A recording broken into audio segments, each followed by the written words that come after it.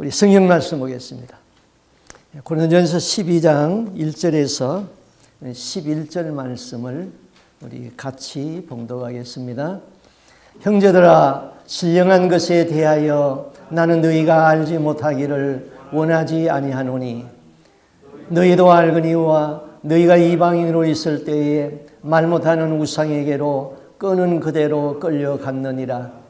그러므로 내가 너희에게 알리노니 하나님의 영으로 말하는 자는 누구든지 예수를 저주라 할 자라 아니하고 또 성령으로 아니하고는 누구든지 예수를 주시라 할 수 없느니라. 은사는 여러 가지나 성령은 같고 직분은 여러 가지나 주는 같으며 또 사역은 여러 가지나 모든 것을 모든 사람 가운데서 이루시는 하나님은 같으니 각 사람에게 성령을 나타내심은 유익하게 하려 하심이라. 어떤 사람에게는 성령으로 말미암아 지혜의 말씀을, 어떤 사람에게는 같은 성령을 따라 지식의 말씀을, 어떤 다른 사람에게는 같은 성령으로 믿음을, 어떤 사람에게는 한 성령으로 병 고치는 은사를, 어떤 사람에게는 능력 행함을, 어떤 사람에게는 예언함을, 어떤 사람에게는 영들 분별함을, 다른 사람에게는 각종 방언 말함을, 어떤 사람에게는 방언을 통역함을 주시나니 이 모든 일은 같은 한 성령이 행하사 그의 뜻대로 각 사람에게 나누어 주시는 것이니라. 아멘. 오늘 2절 말씀에 보면은 너희도 알거니와 너희가 이방인으로 있을 때에 말 못하는 우상에게로 끌려갔다. 그런 말씀이 있습니다. 우리 사람의 마음에 그 하나님이 없으면은 지성인이든 또 공부를 하지 못한 사람이든 우상에 끌려가게 되어 있는 것입니다. 우리나라에 그 처음에는 한강을 이렇게 건너는 다리가 하나밖에 없었어요. 한강 대인도교 해가지고 그거는 그 일본 사람들이 만들어 놓은 거예요. 근데 제2한강교라고 이제 두 번째 다리가 건설됐는데 그것은 그 우리나라 사람의 기술진에 의하여서 만들어졌습니다. 그래서 마지막 준공식 하는 모습이 그때 TV에 이렇게 다 비춰졌어요. 기중기가, 큰 기중기가 그 돼지 대가리를 꽉 집어 가지고는 쫙 올리니까 거기서 일하던 인부들, 그 다음에 공무원들, 거기 감독하는 기사들, 이런 사람들이 전부 다 돼지 대가리에다 대고 엎드려서 절을 했습니다. 자, 그들이 이것이 다 TV에 방영이 됐어요. 자, 그들이 무식해서 돼지 대가리에다가 절을 합니까? 그들은 감독 현장에 나가면은 그 다리를 설계할 수 있는 기술자고 그것을 감독할 수 있는 관리자들이고 헬멧을 쓰고 현장에 나가면은 그들은 지성인들입니다. 그럼에도 불구하고 그 돼지 대가리 앞에 넙죽 엎드려서 절을 하는 것을 보면은 정말 죽은 돼지가 하품을 할 정도가 되는 것이죠. 자, 우리 마음에 하나님 없으면은 배우고 못 배우고 이거 떠나가지고 우상으로 끌려갈 수 있도록 우리는 그렇게 되어 있다 이것입니다. 자, 유대인들에게 내려오는 전설이 있습니다. 우리 믿음의 아버지라고 불리우는 그 아브라함의 아버지가 데라인데 데라는 그 우상 장사를 했다는 거예요. 그래서 나무나 돌로서 크고 작은 우상을 만들고 거기다가 칠을 하고 거기에다가 이제 은을 입혀가지고 그것을 사람들에게 팔았고 사람들은 그것을 집에다가 사다 놓고는 거기다가 복을 달라고 열심히 빌었던 것입니다. 그런데 어느 날 아브라함이 자기 아버지 데라가 만들어 놓은 그 우상을 만들어 놓은 그 창고에 들어갔습니다. 그러니까 큰 우상, 적은 우상이 꽉 차 있는데 큰 우상에다가 몽둥이를 하나 이렇게 들려줬어요. 그리고는 거기 나머지 작은 우상들을 다 때려 부숴버렸어요. 아버지가 돌아오니까 우상이 다 부서졌거든요. 어떤 놈이 이렇게 다 부수느냐고 막 화를 냈습니다. 그때 아브라함이 그랬어요. 아버지, 그놈이 그랬어요. 그 제일 큰 놈, 그놈 대장이 그 조그만 애들 말 안 듣는다고 다 두드려 부쉈잖아요. 야 이놈아, 우상이 어떻게 말을 하고 우상이 어떻게 때려 부수냐.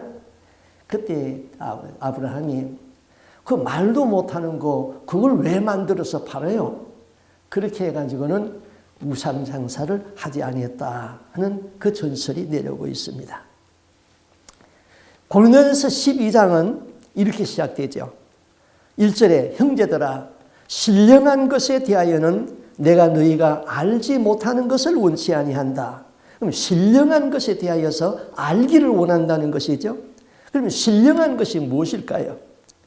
사람은 육에 속한 사람이 있고 영에 속한 사람이 있습니다.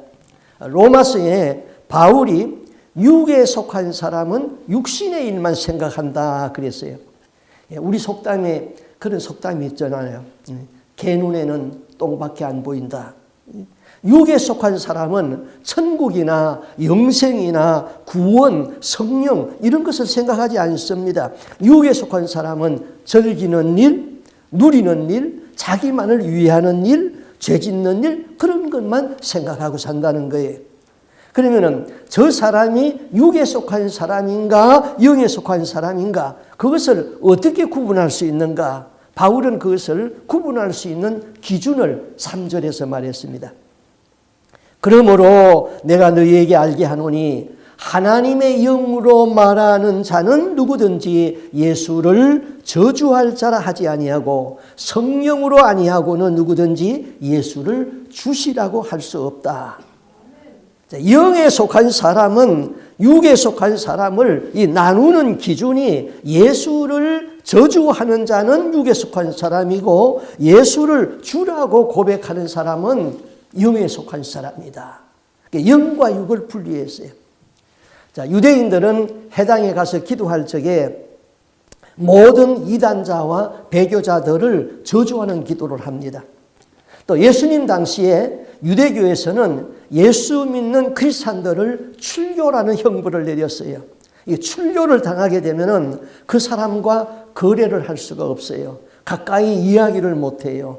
그 다음에 상거래가 끊어져요. 직장을 가질 수가 없어요. 사회적으로 완전히 고립이 돼버리는 거예요. 그것이 바로 출교의 형벌입니다. 그럼 예수님 당시에 이스라엘의 공예는 예수를 주라고 시인하는 사람은 출교를 시킨다고 그렇게 가결을 했죠. 그래서 이스라엘 공예는 예수 믿는 사람들을 잡아오게 되면은 먼저 예수에 대해서 저주를 하라고 그럽니다. 그래서 말을 억지로 하도록 했어요. 만약에 예수를 주라고 시인하게 되면은 매질을 하고 감옥에 가두고 출교를 시켰던 것입니다. 사도 바울이 예수 믿기 전에는 그 일을 했다고 스스로 고백을 했어요. 사도행전 26장 10절 이하에 바울이 이렇게 고백을 합니다. 예루살렘에서 이런 일을 행하여 대제사장들에게 권세를 얻어가지고 많은 성도를 옥에 가두고 또 죽일 때에 내가 가편투표를 했고 이거는 서대반이 돌에 맞아 죽을 적에 찬성한다는 투표를 했다는 거예요. 또 26장 11절에 모든 회당에서 여러 번 형벌하여 강제로 모독하는 말을 하고 예수 믿는 사람을 강제로 예수를 저주하라고 모독하는 말을 하고 저희에 대하여서 심히 격분하여서 외국의 성까지 가서 핍박을 하고 그 일로 대제사장들과 대제사장들의 권세에 위임을 받아 다메섹으로 갔다. 자기 예수 믿기 전에 간증을 한 거예요. 자, 예수를 강제로 모독하는 말을 하게 했습니다. 이럴 때에 끝까지 예수는 주님이시다. 그렇게 고백하는 사람은 자기 목숨과 바꾸는 거예요.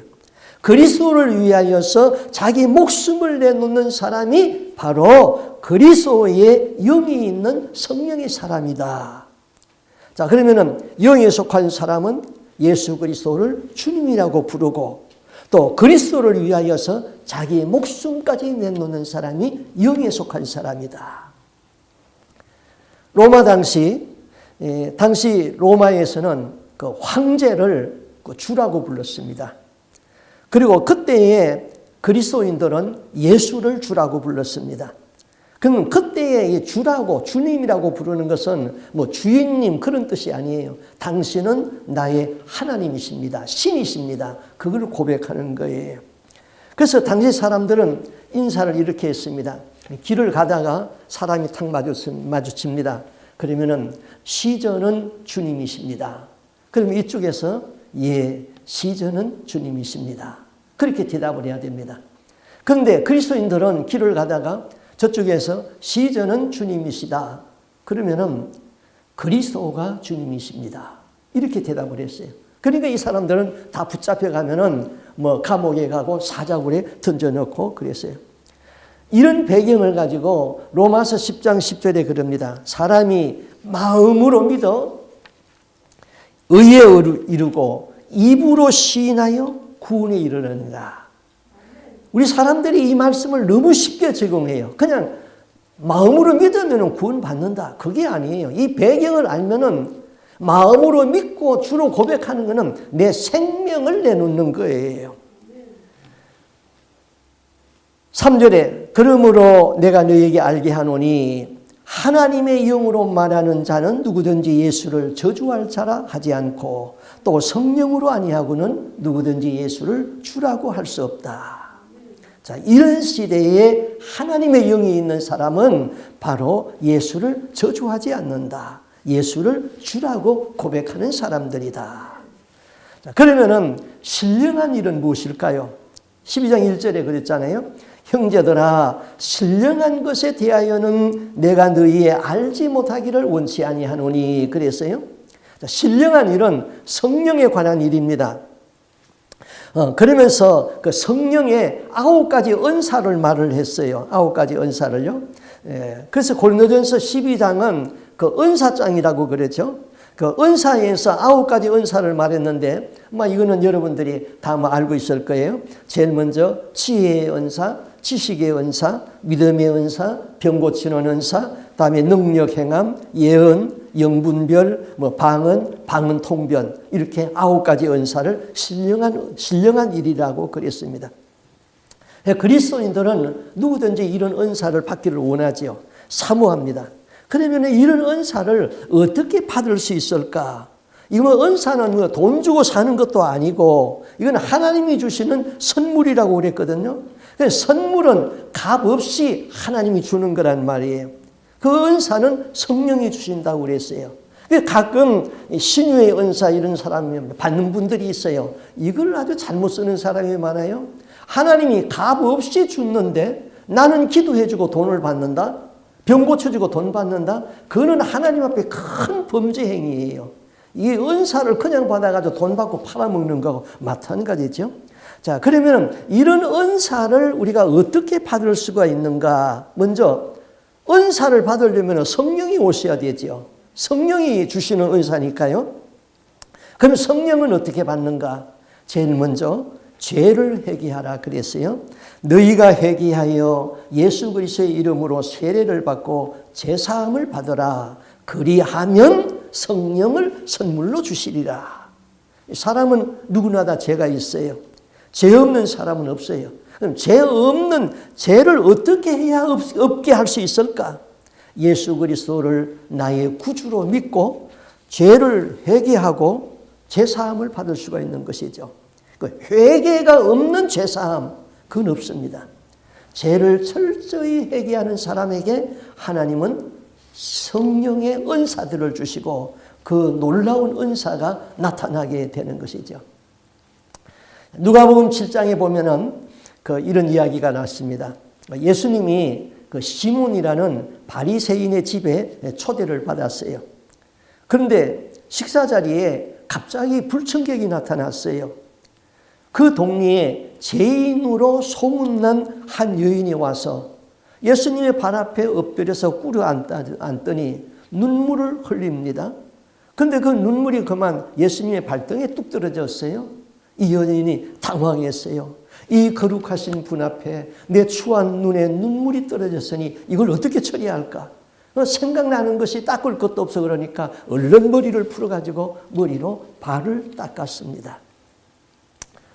이 모습을 본 그 초대한 바리새인이 아주 예수님에 대해서 못마땅하게 생각했습니다. 그래서 이렇게 말하죠. 이 사람이 선지자라면은, 예수님이 선지자라면은 자기를 만지는 이 여인이 누구인 줄을 알 수 있으리라.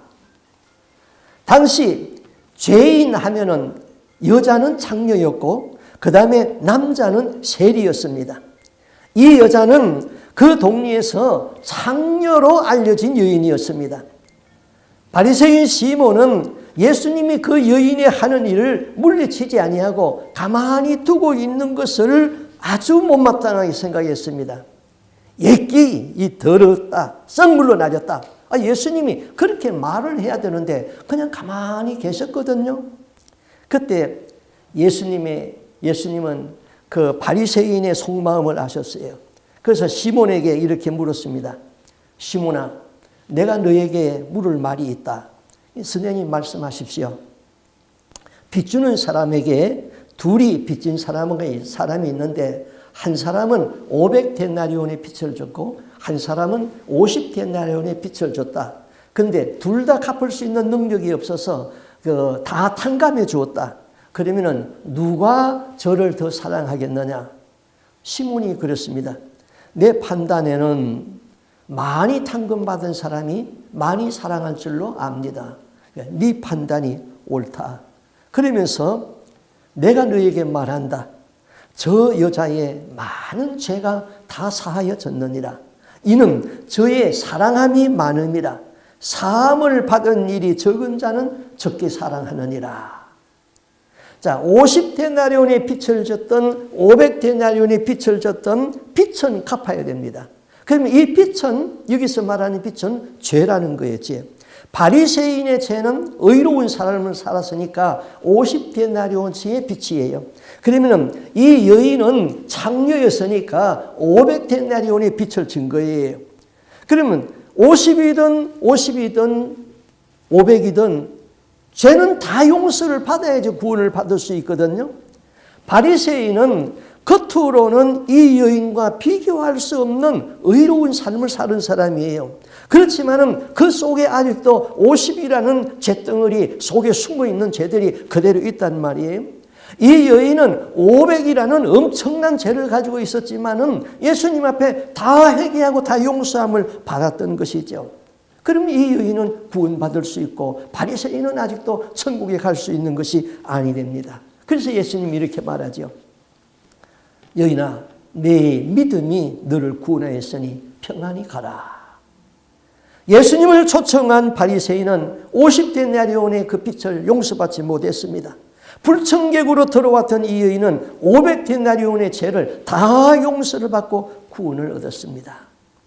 성령의 역사로 말미암은 은사는 죄를 깊이 뉘우치고 철저히 회개하는 사람들에게 성령의 능력을 주신다는 것이죠. 그 다음 이 은사는 사모하고 구하라고 그랬어요. 요한복음 7장 37절에 명절 끝날에 예수께서 서서 외쳐 가라사대 누구든지 목마르거든 내게로 와서 마셔라. 나를 믿는 자는 성경의 이름과 같이 그 배에서 생수의 강이 흘러나리라. 이는 그를 믿는 자의 받을 성령을 가리켜 말씀하시니라. 예수님으로부터 생수의 강이 흘러나오는데 그것은 성령을 의미한다. 그러면서 누가복음 11장 13절에 너희가 악할지라도 좋은 것을 자식에게 줄 줄 알거든 하물며 천부께서 구하는 자에게 성령을 주시지 않겠느냐. 사모하고 간절히 구하면은 성령은 오시게 되어 있습니다.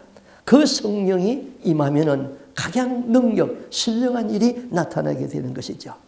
그러면서 성령의 9가지 은사를 말했는데 간단하게 설명을 하겠습니다. 제일 먼저 지혜의 은사죠. 하나님이 지혜를 주신다. 그럼 지혜, 우리는 그러면은 제일 먼저 이 지혜의 은사를 받은 사람, 떠오르는 사람이 솔로몬이라는 사람이에요. 솔로몬은 20세의 젊은 나이로 이스라엘의 임금이 되었습니다. 그는 하나님 앞에 작정한 것이 있어가지고 뜻을 정하고 하나님의 성전에 가서 1000번제를 드렸습니다. 번제라는 것은 왕은 당시 황소를 드리게 되어 있어요. 그러니까 1000마리의 황소를 희생시켜가면서 하나님 앞에 예배를 드렸어요. 그 정성에 하나님이 감동했어요. 그래서 꿈에 솔로몬에게 나타나서 솔로몬아 너는 내게 말하라. 내가 너에게 무엇을 줄꼬? 그때 솔로몬이 나는 지혜가 부족하니 나는 출입할 줄을 모른다 그랬어요. 그 출입할 줄 모른다는 건 내가 여러 번 설명했죠. 영계를 출입한다는 거예요. 내 아버지 다윗은 영계를 출입할 수 있었는데 나는 아직도 미숙해서 영계를 출입할 줄을 모릅니다. 나에게 지혜로운 마음을 주어서 이 백성을 잘 다스릴 수 있도록 그렇게 해 주십시오. 하나님이 그것도 합당해서 너는 부하게 되는 것, 네 원수를 갚는 것, 장수하는 것 이런 것도 구하지 아니하고 지혜를 구하여서 네 백성을 잘 다스리게 하도록 한다고 하니 내가 지혜도 주고 그 외에 구하지 아니한 이 모든 것을 다 너에게 주겠다. 그래서 솔로몬이 지혜를 받았어요. 그 지혜를 받아가지고 쓴 것이 솔로몬의 3천 자문이라고 그러죠. 그리고 1005의 노래, 그 중에 한 노래가 남아있는데 아가서, 그것이 솔로몬의 아가서죠. 예. 자, 이 솔로몬이 이와 같은 지혜를 받고 그 다음 성경은 바로 무엇을 씁니까? 재판 사건을 기록하고 있는 거예요. 이 재판 사건은 우리가 다 아는 얘기예요. 자, 두 여인의 창기가 있었는데 거의 동시에 아기를 하나씩 낳았어요. 그런데 한 어머니는 잠버릇이 고약해가지고는 그만 자다가 자기 아기를 그만 깔아놓은 데서 숨을 못 쉬어서 죽게 만들었어요. 그런데 자기 아이가 죽었거든요. 상대방의 아이를 보니까 살아있으니까 자기 아이하고 바꿔놨어요. 아침에 일어나 보니까 한 아이는 죽었고 한 아이는 살았는데 이 살아있는 아이를 가지고 서로 자기 아이라고 막 싸움이 붙은 거예요. 자, 이걸 누가 뭐 증명을 합니까? 당시의 재판제도는 10부장이 있었고 50부장이 있었고 100부장이 있었고 1000부장이 있었어요. 10부장한테 가서 판결을 해달라고 그러니까 판결이 안 돼요. 그 다음에 50부장한테 갔죠. 그 다음에 100부장한테 갔죠. 그 다음에 1000부장한테 갔죠. 1000부장에도 판결을 할 수가 없어요. 마침내 이 재판은 솔로몬에게까지 올라왔다. 그때 솔로몬이 두 여인의 말을 다 들어보고는 이렇게 판결을 합니다. 신하를 보고 여봐라, 거기 칼을 가지고 오너라. 칼을 가져와서 이 아이를 여기다 눕혀놓고 딱 잘라서 반쪽으로 나눠서 저들 하나씩 가지도록 하라. 그때에 진짜 어머니의 마음은 어떻게 했어요? 아이고 임금님, 제발 이 아이를 죽이지 마십시오. 그냥 저 어머니에게 주서 길러라고 하십시오. 그런데 가짜 엄마는 어떻게 했어요? 옳소이다. 지당한 말씀입니다. 네 것도 안 되고 내 것도 안 되고 딱 잘라서 나눕시다. 솔로몬이 그 아이를 죽이지 말고 이 아이는 저쪽 엄마의 것이니 저쪽에 주어서 기르도록 하라. 그 솔로몬의 지혜를 받은 것을 성경에다가 바로 기록한 것이죠. 지혜는 그러면은 이런 지혜의 은사를 받은 사람만이 꼭 그런 일을 합니까? 그렇지 않아요. 우리가 삶에서 기도하면 늘 지혜를 주는 거예요. 제가 처음에 미국에, 한국에서 목회하다가 미국에 왔어요. 신문에 보니까 그 아리조나에 있는 그 피닉스 한인 장로교회에서 그 목사를 청빙한다는 그 신문 광고가 있었어요. 그래서 제가 거기 지원을 했습니다. 36명이 그걸 지원했는데 그 이력서를 다 보고는 그 다음에 다 추려내고 4명을 골랐어요. 그 4명 중에 이제 제가 하나 들어갔습니다. 그 제가 이제 설교하는 날이 됐어요. 가서 설교를 하고 이제 예배 끝나고 그 청빙위원들이 뭐 원로 장로들, 장로님들 뭐 이런 사람이 8명이 쭉 둘러 앉아서 나를 거기다 앉혀놓고 이것저것을 물어요. 묻는데 한 원로 장로님이 아주 이런 질문을 하더라고요. 목사님, 만약에 목사님이 우리 교회에 부임하게 되면은 교회 청소를 하시겠습니까? 안 하시겠습니까? 이거 어떻게 대답을 해야 돼요? 목사는 청소 안 합니다. 그렇게 할 수 없잖아요. 또 목사는 청소하겠습니다. 제가 청소하겠습니다. 그러면 내가 교회 청소 다 해야 되잖아요. 캄캄하죠. 그때 잠깐 기도하는데, 잠깐 생각하는데 성령이 지혜를 주시더라고요. 그래서 이렇게 대답했습니다. 저는 이 교회에 부임하게 되면은 교회 청소할 것이 보이면은 제가 청소하겠습니다. 그러나 장로님들이 저를 보고 목사님 청소하세요. 그런 말을 못 합니다. 그러니까 그 청빙위원들이 고개를 끄덕끄덕 하더라고요. 예. 제가 그 교회 담임 목사가 되었습니다. 담임 목사가 되니까 그 멕시칸 사람을 하나 화유해가지고 교회 청소를 이미 다 하고 있었습니다. 예. 우리는 이 지혜가 부족해요. 지혜를 사모하고 구하면은 주신다고 그랬습니다. 너희 중에 누구든지 지혜가 부족하거든 모든 사람에게 후히 주시고 꾸짖지 아니하는 하나님에게 구하라. 그리하면은 주시리라. 구하면은 그때그때마다 지혜를 주세요. 지혜가 있으면은 이 세상 살기가 얼마나 편한지 모릅니다. 우리는 지혜를 구해야 되죠. 그 다음 은사가 이 지식의 은사입니다. 이 많은 성도들이 이 지식의 은사를 잘못 생각하고 있어요. 아, 지식의 은사는 성경을 잘 아는 은사인가 보다. 그렇게 생각하는데 그런 것이 아니에요. 지식의 은사를 제가 이렇게 예를 들면 쉽게 이해할 수 있어요. 교도소 직원으로 그 많은 사람을 예수 믿게 한 그 박효진 장로님, TV에 간증 많이 나오니까 잘 알죠. 그분이 하나님은 아무도 포기하지 않는다. 그런 간증집을 책으로 출판했어요. 그 책의 내용에 이런 이야기가 있습니다. 어느 날 그 교도소 직원 3사람이 커피를 마시고 있었어요. 한 분은 평직원인데 그 불교를 믿다가 예수를 믿은 사람이에요. 그런데 이 사람이 얼마나 불도에 열심을 하였는지 그 추운 겨울에도 얼음을 깨고 강물 속에 들어가 앉아가지고 수련을 하고 그렇게 불교를 믿다가 박효진 장로님의 신앙에 감동을 받아가지고 예수로 전환을 했어요.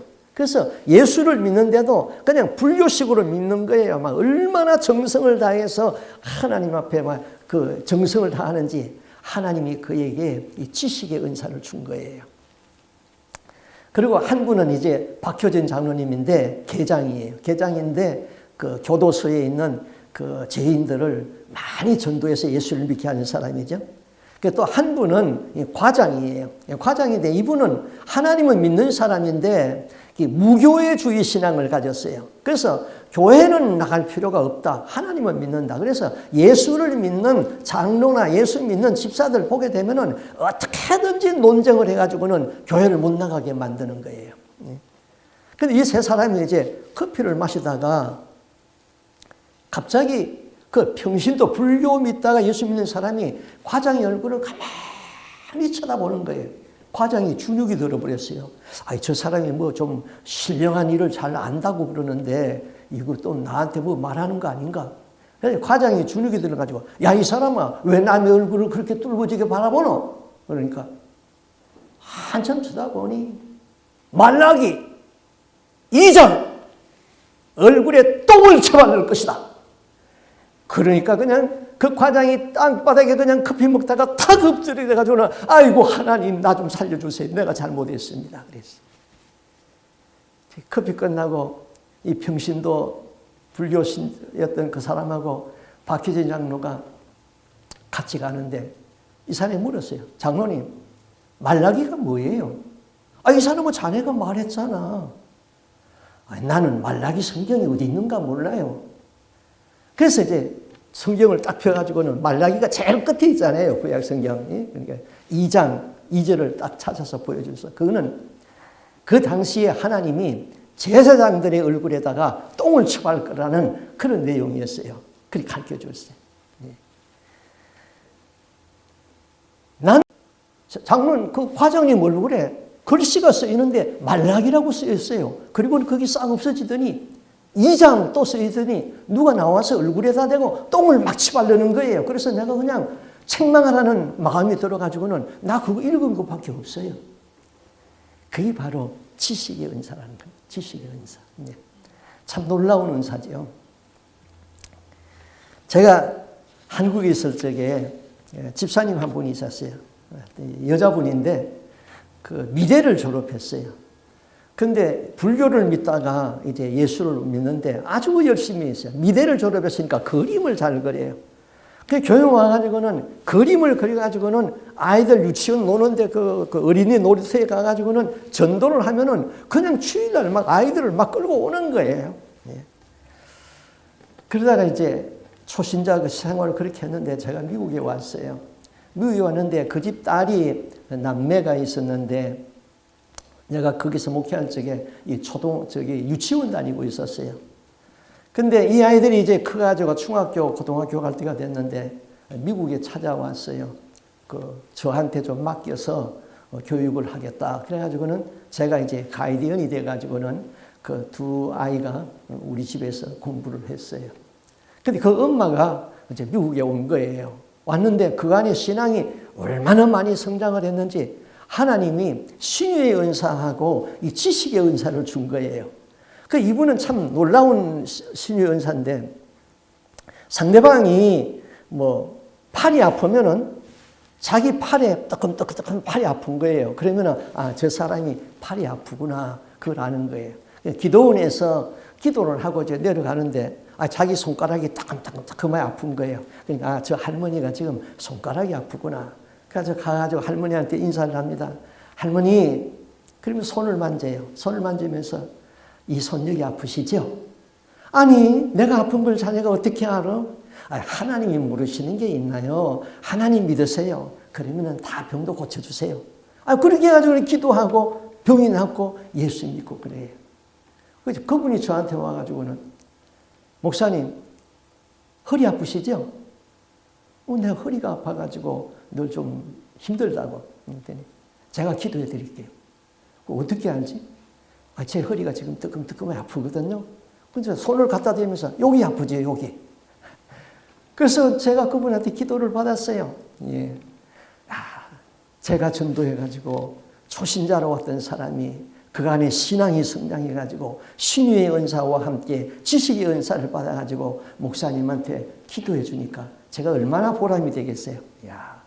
그런 일이 있었어요. 이게 바로 신유의 지식의 은사인 것입니다. 그 다음에 믿음의 은사라고 그랬죠. 믿음의 은사. 성경에는 믿음을 가졌던 사람들의 기록이 있죠. 한 백부장의 하인이 병이 들었습니다. 사람을 보내서 예수님에게 와서 예수님에게 요청을 했습니다. 내 하인이 병들었으니 고쳐주십시오. 그때 유대인의 그 장로들이 거들었습니다. 고쳐주셔야 됩니다. 저분이 우리 민족을 얼마나 사랑했는지 우리 민족을 위해서 해당까지 지어주었습니다. 예수님이 그 집으로 갑니다. 그때 백부장의 집에서 또 하인이 와가지고 연락이 왔습니다. 내 집까지 오는 것을 내가 감당할 수가 없습니다. 나에게도 군사가 있는데 군사 보고 가라면 가고 오라면 옵니다. 그냥 그 자리에서 말씀만 하여 주십시오. 그때 예수님이 사람들을 둘러보면서 이렇게 말합니다. 내가 이스라엘 중에서 이만한 믿음을 본 일이 없다. 그 즉시로 그 하인의 병은 나았습니다. 그런데 믿음은 큰 믿음이 있고 믿음은 의심하는 믿음도 있고 믿음은 약한 믿음도 있다 그랬어요. 입으로는 믿는데 행치 않는 믿음은 죽은 믿음이라고 그랬어요. 하나님은 큰 믿음을 기뻐하신다 그랬어요. 믿음이 없이는 하나님을 기뻐하시게 할 수 없습니다. 하나님은 자기를 찾는 자들에게 상 주시는 자이심을 믿으라고 그랬습니다. 믿음은 역사가 나타납니다. 믿음의 은사가 있는 분은 염려나 근심, 걱정이 없어지는 것입니다. 믿음은 하나님이 주시는 선물이라고 그랬죠. 그러면은 어떤 사람에게 믿음을 선물로 주십니까? 로마서 10장 17절에 믿음은 들음에서 나며 들음은 그리스도의 말씀으로 말미암느니라. 하나님의 말씀을 듣고 하나님의 말씀을 계속 읽고 묵상하고 그러면은 거기서 믿음이 성장하는 것이죠. 오늘은 병 고치는 은사까지만 하겠습니다. 마지막으로 이 병 고치는 은사, 이것을 우리는 신유의 은사다 그렇게 말합니다. 성경은 병 고치고 귀신 쫓아내는 그런 능력을 구하라고 그랬습니다. 예수님의 사역은 가르치는 사역, 복음을 전하는 사역, 병을 고치는 사역이었잖아요. 사도행전의 기록은 제자들이 예수의 이름으로 많은 병자들을 고친 일을 기록하고 있습니다. 그러면은 이런 신유의 은사, 병 고치는 은사는 기도하면은 낫잖아요. 뭐 신유의 은사를 특별히 받은 사람도 있어요. 그러나 믿는 사람은 누구든지 이 은사를 활용할 수가 있는 것이죠. 저도 이 은사가 참 얼마나 좋아요. 병 걸리는 사람, 병든 사람 와서 기도해 주면 낫고 그러면은 목회가 얼마나 수월하겠어요. 그래서 이 일을 위하여서 많이 기도했는데 하나님이 그 은사를 잘 안 주시더라고요. 잘 안 줘요. 그런데 뭐 전혀 없는 것도 아니요. 뭐 때로는 또 병도 나아요. 제가 여기 오기 전에 그 알라스카에서 목회했거든요. 그때 얘기해요. 그 알라스카에 있던 교회가 아주 참 좋은 교회에 있었어요. 뭐 교인이 좋다는 얘기가 아니고 교회 건물이 좋았어요. 그래서 바닷가에 그 교회가 있는데 그 교회에 그 룸이 굉장히 많았어요. 그래서 새벽마다 거기서 기도하고 또 밤마다 가서 기도하고 나중에는 그 교회가 보면 시설이 너무 좋으니까 그냥 아예 침대를 하나 방에다 내 사무실 옆에다 갖다 놓고 거기서 잠을 자면서 거기서 기도하고 그랬습니다. 근데 어느 날 그 샌프란시스코에 있는 어떤 여자 전도사님이 저한테 전화가 왔어요. 우리 교회 청년 5하고 알라스카에 그 선교 여행을 가려고 그러는데 그 교회에서 그 시설이 좋다는 말을 들었는데 좀 체류할 수 있습니까? 그래서 오시라고. 그래서 이제 와가지고는 교회에서 음식도 다 해먹고 또 교회에서 뭐 잠도 자고 그렇게 해서 이제 교회에서 한 일주일 있었습니다. 근데 이 여자 전도사님이 아주 능력이 많더라고요. 기도를 열심히 하고 은사가 굉장히 많은데 그 영적인 은사를 가지고 그 청년들을 리드하고 있더라고요. 그 제가 이 은혜를 받는 데는 뭐 욕심이 좀 있습니다. 그래서 제가 전도사님께 요청했어요. 전도사님, 저희 위해서 좀 기도 좀 해주실 수 있겠어요? 그러니까 예, 해드려야지요. 그러더니 제가 가서 이제 의자에 앉으니까 청년 5사람이 오더니 저를 뚝 둘러서더라고요. 그래서 그는 열심히 기도하다가 성령의 감동이 왔나 봐요.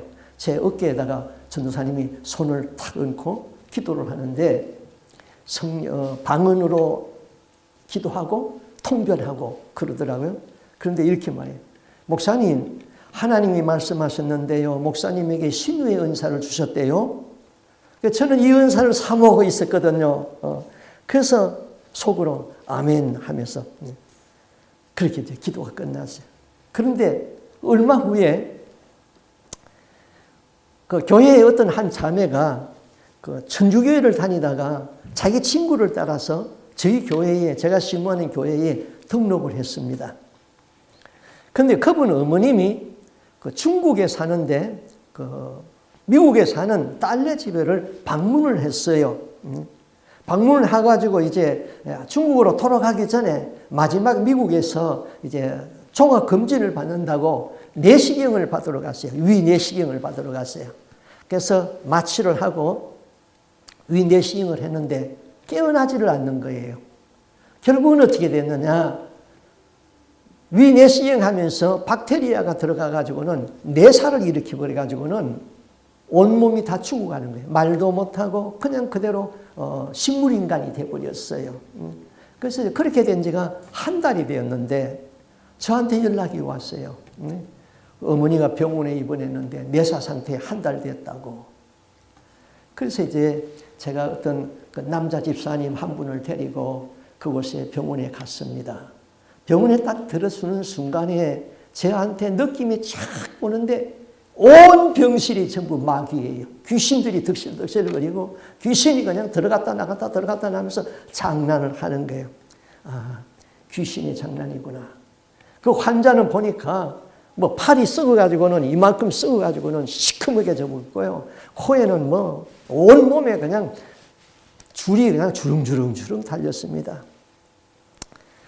딸에게 물었습니다. 엄마의 신앙 상태에 대해서 물었거든요. 그랬더니 엄마가 중국에서 시골에 살 적에는 열심히 예수 믿고 세례도 받고 그랬는데 도시로 이사를 가면서부터 그만 신앙생활을 중단했습니다. 그래요. 그래서 그런데 오늘 아침에 의사가 왔는데요. 의사가 말하기를 이제 사람은 이미 내사 상태로 죽었으니까 이 호스를 다 빼자고 그랬어요. 그 호스를 빼면은 그 3시간 내에 사람이 죽는다고 그랬어요. 그래서 뭐라고 대답했어요? 그 멀쩡한 어머니가 갑자기 죽게 되니까 그런 억울한 일이 어디 있어요. 그래서 하도 의의가 없어서 제가 아무 대답을 못했어요. 그래서 눈물이 막 툭툭툭툭툭 흐르지는 거예요. 네, 기도합시다. 기도를 하는데 성령의 강력한 역사가 나한테 임하는 것을 느꼈어요. 그래서 이렇게 기도했어요. 이 딸의 생명을 앗아가려는 악하고 더러운 귀신들, 이 방에 있는 어두움의 영들은 나서는 예수의 이름으로 내가 결박을 하라. 예수의 피곤세로 이 더러운 귀신들은 예수 이름으로 명하는 이 딸에게서 떠나갈지어다. 그렇게 강력하게 기도를 했더니 하고 왔어요. 집에 오니까 전화가 왔어요. 목사님, 우리 엄마가 깨났어요. 우리 엄마가 살아났어요. 죽어가던 그 사람이 살아났어요. 그래서 그 다음날 다시 가서 기도했어요. 병원의 의사가 그러는데요. 이 썩은 팔은 잘라야 된대요. 그 썩은 팔은 기도한다고 낫는 게 아니더라고요. 그래서 결국 병원에서 이걸 잘랐어요. 자르고 일주일 만에 나왔습니다. 살았습니다. 귀신은 이 딸이 예수 믿다가 예수를 안 믿으니까 이때에 내가 너를 불러가면은 너를 지옥으로 데려갈 수 있다. 그걸 딱 아는 거예요. 그래서 인간이 보기에는 박테리아에 의한 위 감염으로 감염으로 인해 가지고 내사 판정을 받았지만은 하나님이 봤을 적에는 바로 귀신에 의한 장난으로 이런 병이 왔던 것이죠. 병원에 같이 갔던 그 남자 집사님이 그 뒤부터는 저를 그냥 소문을 내기 시작했어요. 아, 우리 목사님 기도는 보통 목사님하고 달라. 아, 우리 목사님 영권이 대단해. 그래서 막 교인들한테 소문을 내버렸어요. 사실 저는 신유의 은사가 없어요. 신유의 은사보다는 저는 하나님의 말씀의 은사가 더 귀하고 그 은사를 늘 구하기 때문에 그쪽이 더 깊어요. 그렇지만은 전혀 없는 게 아니에요. 때를 따라서 하나님께서 필요하시면은 성령으로 역사하시고 치유해 주시는 것입니다. 우리는 다른 사람에게만 의존하지 말고 의존적인 믿음을 갖지 말고 누구든지 하나님 앞에 기도하면은 이런 은사를 주신다. 그럼 필요한 사람에게 주시는 것이지요. 구세군의 창시자 윌리엄 부스가 한평생 많은 일을 하고 임종이 가까워왔습니다. 그때 어떤 분이 이렇게 물었습니다. 어떻게 한평생을 변함없이 그렇게 줄기차게 주의 일을 할 수 있었습니까? 그때 윌리엄 부스는 이렇게 대답합니다. 제가 한 것이 아니에요. 성령이 부르셨고 성령이 힘을 주셨고 성령이 감당하게 하셨을 뿐입니다. 그렇습니다. 우리에게 주신 모든 은사는 성령이 주시고 성령이 나를 도구로 사용하셨습니다. 내가 하였다고 우쭐하는 그 순간부터 벌써 사탄에게 기회를 준 것입니다. 모든 영광은 하나님으로부터 와서 하나님께로 돌아가야 됩니다. 나는 아무것도 아닌 것으로 오직 주님만이 높임을 받아야 되는 것입니다. 오늘도 주님과 동행하고 주님과 기도하고 주님으로부터 우리에게 필요에 따라서 주시는 가양 은사를 받아서 하나님의 사역에 우리가 쓰임받는 일꾼이 될 수 있기를 바랍니다. 아멘. 기도하겠습니다.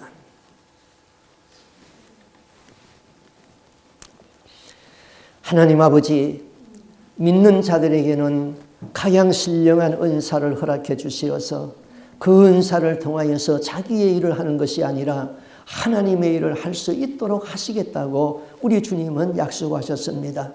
날마다 날마다 회개하며 은사를 사모하는 자에게, 구하는 자에게 하나님은 주시겠다고 약속했사오니 우리가 그 약속을 믿고 하나님 앞에 구하게 하여 주시옵소서. 하나님, 우리에게는 지혜가 필요합니다. 지혜가 있으면 이 세상을 사는 것이 얼마나 수월하고, 지혜가 있으면 참으로 은혜로운데 우리가 지혜가 부족하오니 지혜의 능력을 허락하여 주시옵소서.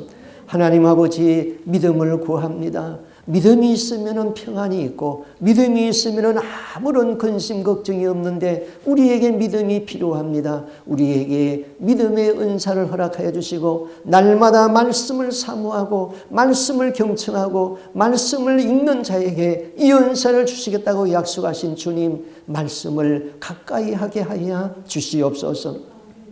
우리에게 신유의 은사와 능력을 구합니다.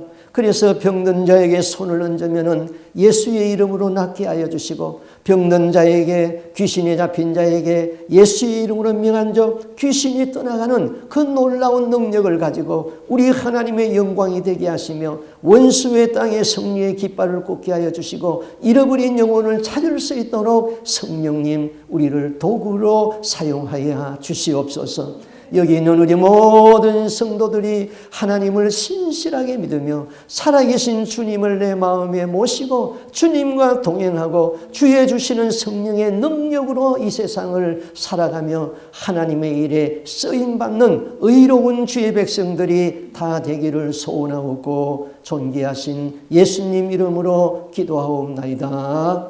아멘.